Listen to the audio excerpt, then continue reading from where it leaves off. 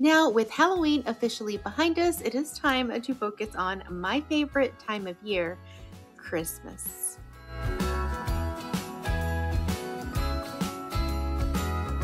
Hey there, my name is Yami. I am your Latina next door. Welcome back to Mi Casa, where I share my love for home decor and DIY on a budget.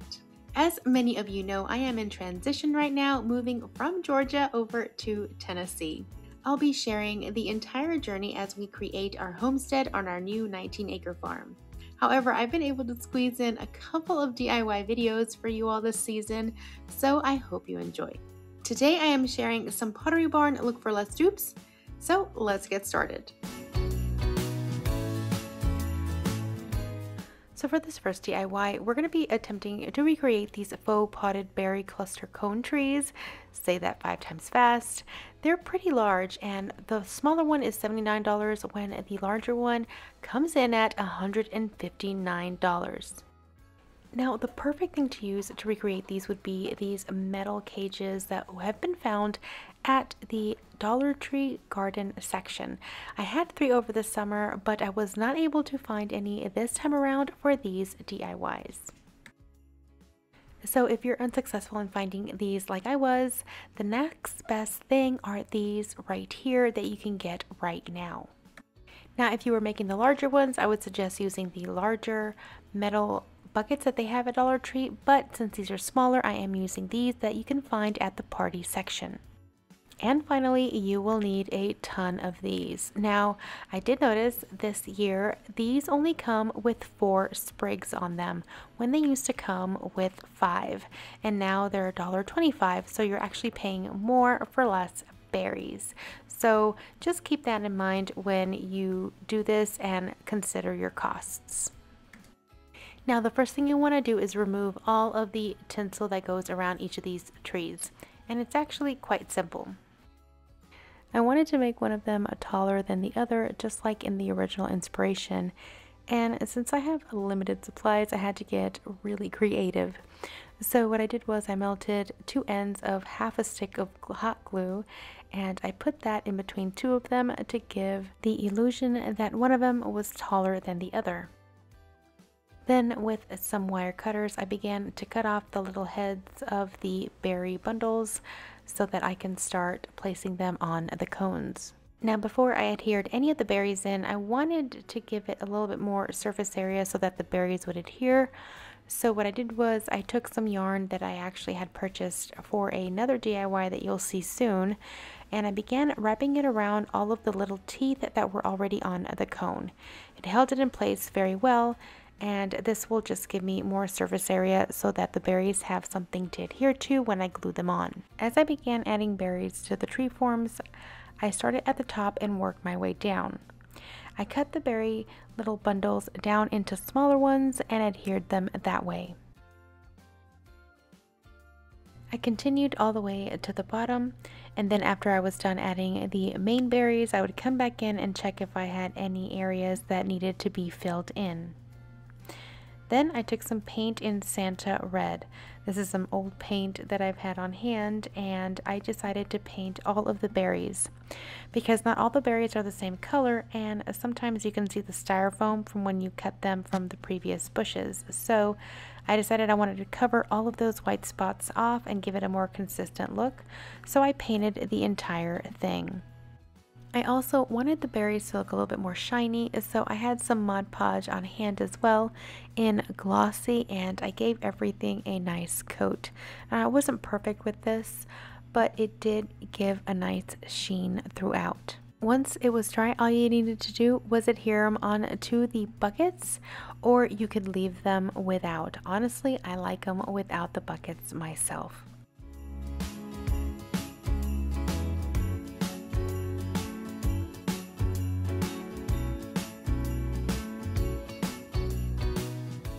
So let's see how we did. Because these were much smaller than the ones I had online, I went ahead and priced out 2 of the smaller ones for the original Pottery Barn ones.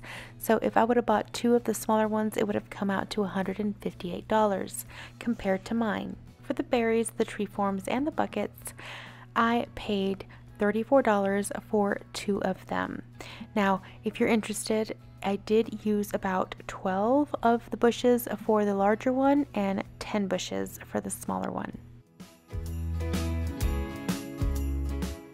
Now, going along with the theme, I saw this faux berry kissing ball, which I'm assuming is the new version of the mistletoe, and I wanted to try it out. Now, I tried this a few years ago on a smaller scale when I created some smaller berry ornaments like this. However, I wanted to try it on a larger ornament to see how nice it would look if I did it in a bigger size. So I got this larger ornament at Dollar Tree, and I picked the red one on purpose so I wouldn't have to paint it if it were like a white styrofoam ball. Now I needed to remove the top little lip that goes underneath the holder to hang it because it needed to be nice and smooth. So my husband found a saw and he was able to cut it off for me. Now I wanted to add the ribbon to the inside of the ornament to hold it up. And I would have actually used a more solid red ribbon, but they didn't have anything at Dollar Tree that did not have any print on it. So I just settled for this see-through one, which still worked. And all I did was hot glue it to the inside like that, and later on I will cover that hole. Now this one's going to be a little bit more tedious because you're going to have to adhere each and every berry individually onto the ornament. And I started at the top rim and I began working my way around and down. And once I get about halfway done, I like to flip it around and maybe put it in a little bucket or a cup and then work my way back up to the other side of the ornament. And enclosing the hole where the ribbon is actually very easy. I would just add one berry at a time, wait till it dries, and I'd add another one until the hole closed completely. And just like I did for the two previous trees, I took some of that Santa red and painted the entire ball so it would not have any of the white styrofoam showing. Once that was dry, I'd come back in with the glossy Mod Podge and I'd give it one full coat. And that was it for this DIY.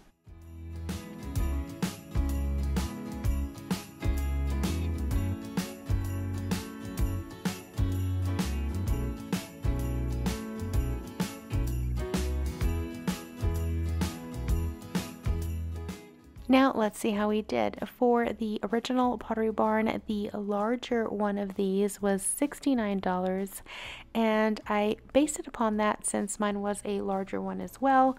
So mine with 4 bushes almost, because I did use a little over 3, and the ribbon and the ornament, it cost me only $7.50 to recreate this. The next thing I saw at the Pottery Barn website that I really loved were these wooden nutcrackers. I'm not really a nutcracker fan because I'm not a fan of all of the different colorful ones, but these that were nice and wood and simple were perfect. The smaller one costs $59 while the larger one costs $79. However, I came across these unfinished wood nutcrackers at the local Dollar Tree in the higher price section, and these are going for only $3 a piece. And for this, I am going really simple. I am using some leftover old brown acrylic paint that I had on hand and adding some water to water it down to create a stain. But you are welcome to use any kind of stain that you already have on hand. Or you can even brew some coffee and you can use that. Now you will find that because it's unfinished wood, it might soak up the stain and it might look a lot lighter once it dries. So what I did is I actually waited till it dried and gave it another coat to deepen the stain, and that worked pretty well. I could have done it a third time if I wanted it darker too. After that, all you have to do is let it dry and enjoy.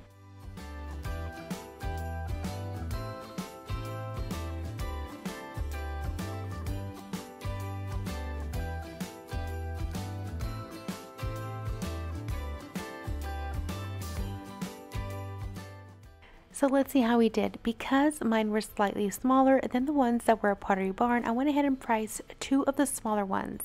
That still came at $118 versus mine, which only cost me $6 because I had a little bit of leftover brown paint and I used water for the stain. For this next DIY, I'm going to be recreating this crocheted striped ornament that I happened to find on Pottery Barn's website while on my phone, and they go for $9.50 a piece. We're not going to crochet, but I did find this yarn at Dollar Tree, and I got this cream colored one as well as this red one, and then I got 2 of the plastic larger sized clear ornaments. The first thing we're going to do is we're going to remove the little top off the ornament, and we're going to begin to wrap the cream colored yarn around the ornament. Now you're going to have to be very careful here that you don't go over the yarn itself, because then your stripes won't come down the ornament in an even pattern. So add little itty bitty bits of glue as you go throughout different spots so that when you lay your yarn, it actually stays in place. And of course, once you're done with your first stripe, you cut the yarn and then begin to add your second color, in this case the red. And then I continue to do this with the rest of the ornament. Now after reaching the midway point, I like to stop on a full stripe and then flip it over and start from the bottom and work my way towards the inside of the ornament. And the reason I do this is because once your ornament starts coming down and under, the ribbon will want to come down as well, if that makes sense, and it starts slipping and it won't stay in place. So if you flip it and work it from the more narrow side to the wider side, it tends to stay in place much better.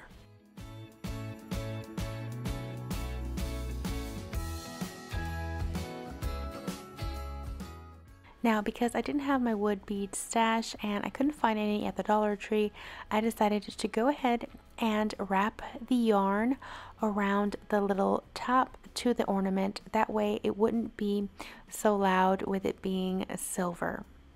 The last thing to do was to add a ribbon, and I used some of that ribbon that I had used in my earlier DIY. And that was it for this dupe.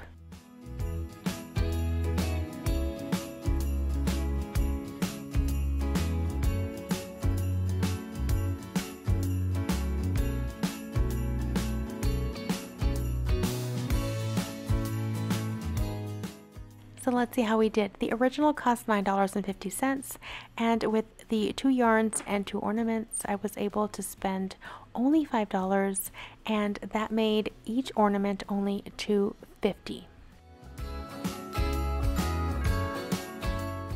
For my last DIY today, we're going to be recreating these red candy striped ribbon votives, and you won't believe how easy these are to make and how inexpensively you can do it.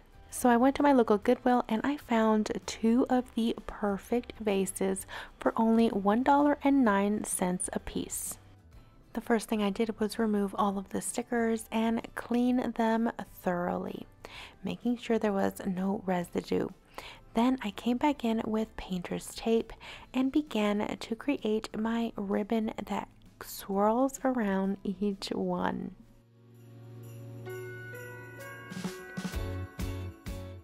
Next, I took some of that same Santa red that I had used earlier, and I wanted it to kind of look like a stained glass, and I decided to mix it with Mod Podge.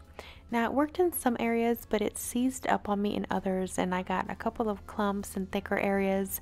So I'm not sure if it was because maybe the mediums were a little older and I've just had them for a while, or if I just made them too thick. Either way, it still worked out. Now, you don't want this to dry completely before you remove the tape. So what I did was I paint one, let it sit while I paint the other one. Then once I was done painting the other one, I would remove the previous one's tape. That way it wouldn't pull on any of the dried paint that was already on the glass and then create just jagged edges and even mess up the paint job. I did have to touch up in a couple of areas, but all you do from here is just let them dry and add a couple of candles and you are done.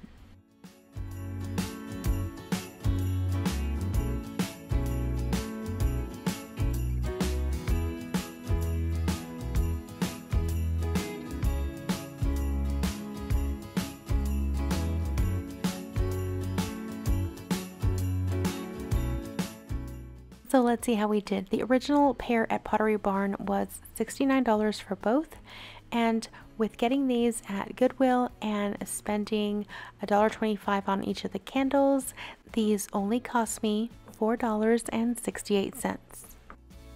One thing I like to share is that while I was looking through Pottery Barn's website, I noticed this seagrass Christmas tree, and I actually created some that look very similar to it this past Christmas in my Christmas in July video.